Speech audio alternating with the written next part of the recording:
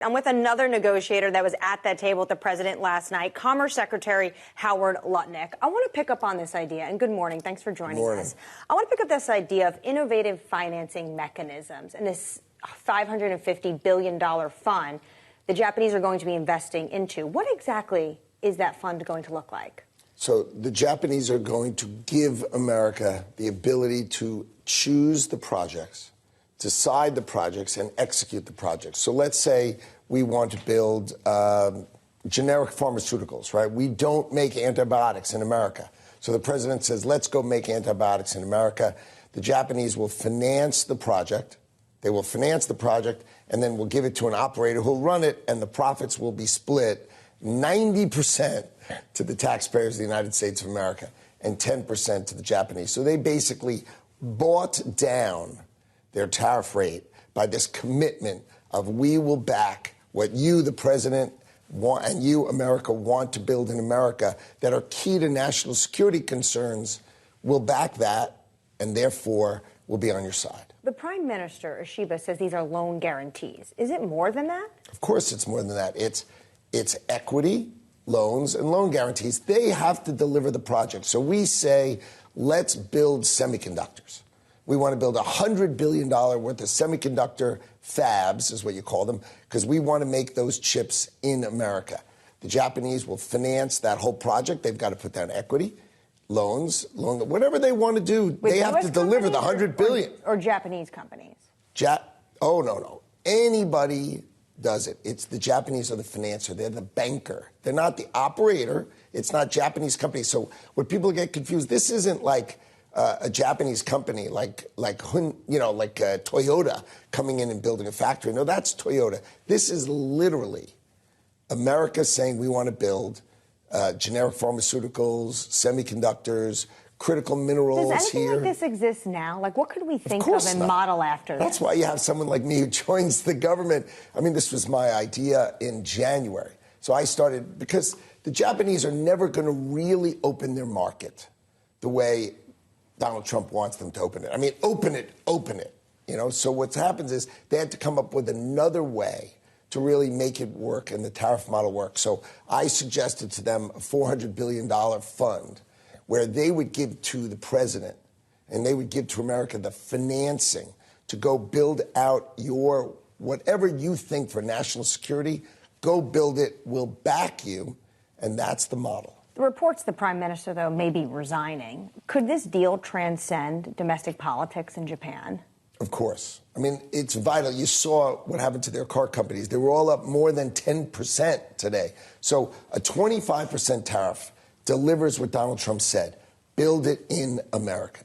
A 15% is right on the edge. It's right on the edge. So the Japanese car manufacturers can still produce in Japan, and that's what the Japanese wanted to buy. They wanted to buy that line where they could stay in Japan for some cars, build, of course, huge amounts here, but also what they did is they'll invest and give Donald Trump the tools to invest in America. That 15% tariff on autos is huge for Japan. Do you see the entire auto tariff, that sectoral tariff, coming down from 25% to 15%? Because for some inputs, this would mean Toyota has a 15% rate, but GM still has a 25% rate.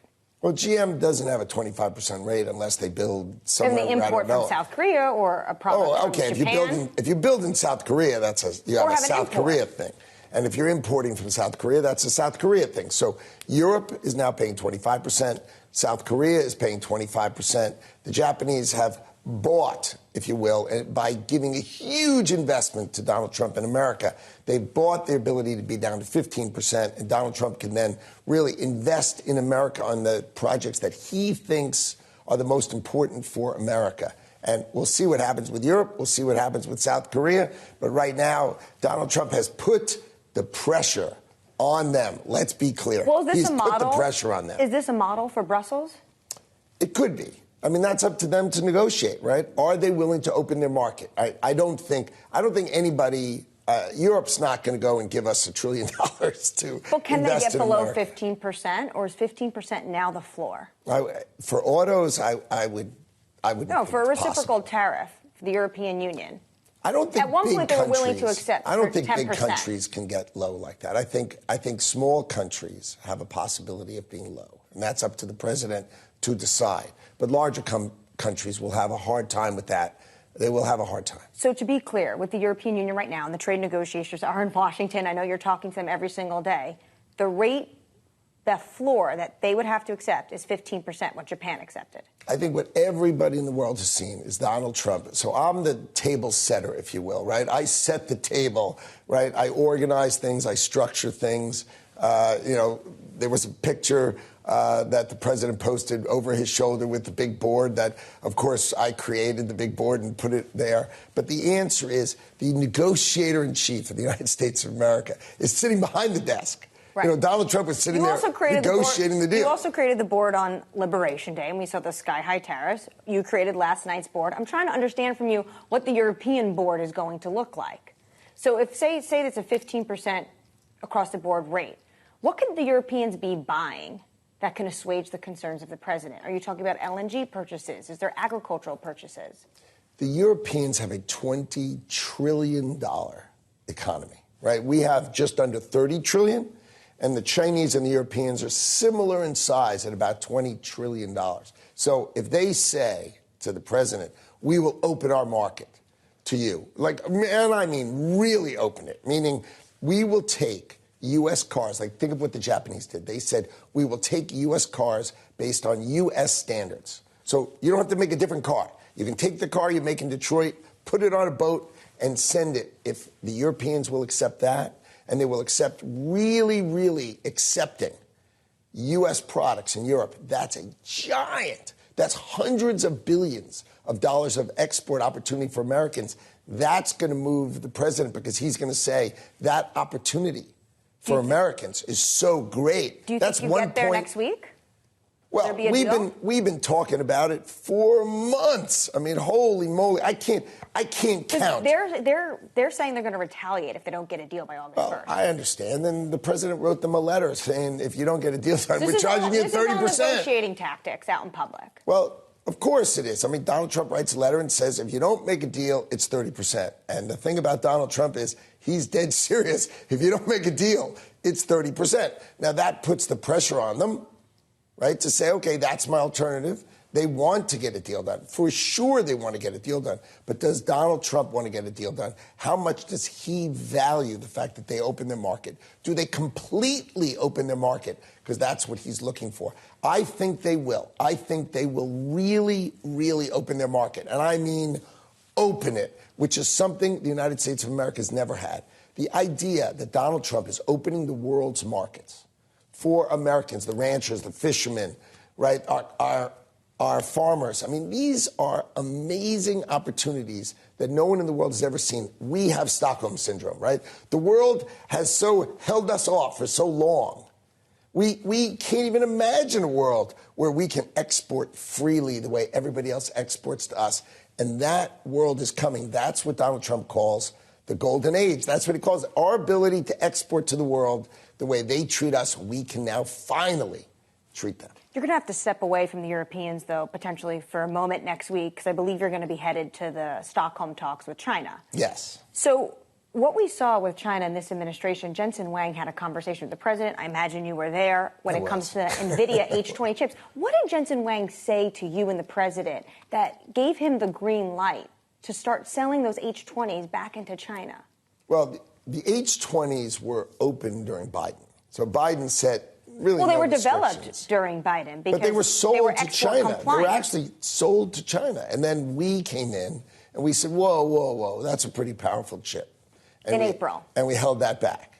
And that was then held back. And now we had the whole magnet thing, which is very exciting. We're trying to make sure that magnets are being delivered to our producers, which was the deal. And these have export controls on them. And they'll come off as the Chinese deliver their magnets, then the H20s will come off. But it is logical, since they were free to sell last time, it seems reasonable that we'll get to that point. But you said they were a powerful chip. Are you concerned about national security issues when it comes to allowing the Chinese now to get their hands on the H20? Well, the H20 was the third best chip in the world, and now it's the fourth best, right? Because the Blackwell is the best. There's an H200 and H100, so an H20 is the fourth best chip. And I think the president has decided that if things are going well with China, that they can buy them. So I think that decision's been made. We are putting on the licensing mechanism, and we are getting that going. But the president has decided that the Chinese can buy them, but that's in a balanced way with the Chinese delivering on the deal that we made with them, and they're delivering rare earths to American manufacturers. So when you sit across from your Chinese counterparts next week, what do you plan to discuss with them? Is loosening export controls, more export controls on the table? I think what we talk about is there's a line, right? Below the line, we are giant economies. We should trade with each other, right? They want to buy our produce. They want to buy our vegetables, right? They don't grow everything. They don't have the breadbasket of America that we have. So they want to buy those products. And you know what? There's lots of things that they make that we want to buy, that we want inexpensive things on our shelves. So let's talk below the line. Let's open the market better in China and let us sell more things in China. And then at the line where we're competitive, where is that line where above that line, they're not going to sell us their hypersonic missiles, and we're not selling them our best chips. Those two things are not happening because they're a competitor. They are a competitor. And what we're really going to discuss is where's that line? Are the H20s above the line or below the line? That's really nuance, and that's discussion. But, of course, would we like to buy baby clothes that are inexpensive? Of course we would. That makes perfect sense. So let's open the market down here, right? We're never opening the market up here. And what do we discuss? We discuss that line of what's over it and what's under it. But do we want more of this? Them selling it to us and us selling it to them? The president and President Xi from China agreed that they would like to do more business there. So we're going to talk about opening their market more for things that make sense to open it. And we're really going to discuss the areas that maybe we should really be addressing. Is that yes or is that no? One area, I just want to finish on this. I'm curious if you're going to address directly, because it's the Commerce Department. An employee of yours is facing an exit ban right now from China. Do you have any update on this? It's unbelievable, right? So he has, there was an employee of ours, he's a Chinese national who was working in the patent office, and he went home and he was arrested, and they're holding his passport. I mean, so I give that to the State Department, and the State Department deals with that, but it is outrageous behavior. It's just outrageous behavior. Secretary Lutnick, thank you so much for your time this morning.